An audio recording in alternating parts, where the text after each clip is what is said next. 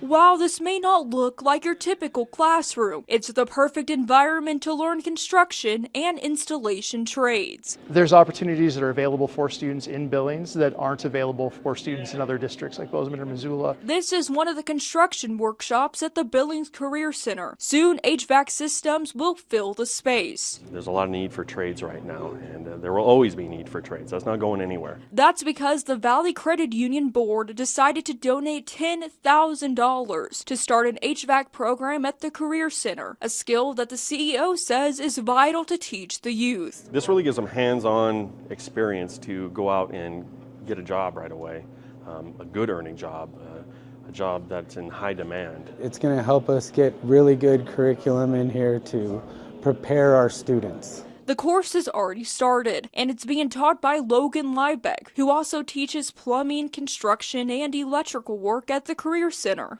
Every house has a furnace, and every house is full of plumbing, so the general knowledge will be helpful in day-to-day life, or potentially if their furnace goes out at home. Besides HVAC installation being an important skill, Liebeck says this new program will recruit skilled laborers in Billings, something we're seeing a shortage of. They will have an opportunity to get their hands on and see whether they enjoy doing that before they go and actually try to take on a job in the industry. White heating and air conditioning in Billings is seeing a slight decline in recruits since MSUB City College discontinued its HVAC program several years ago, according to owner Kurt White. Through the years, we have needed more and more air conditioning technicians, whether they're installers or service technicians. Because of that decline, Kurt is in support of the new HVAC program and insists it's important to introduce trades to the youth. It gives them a chance to see this trade,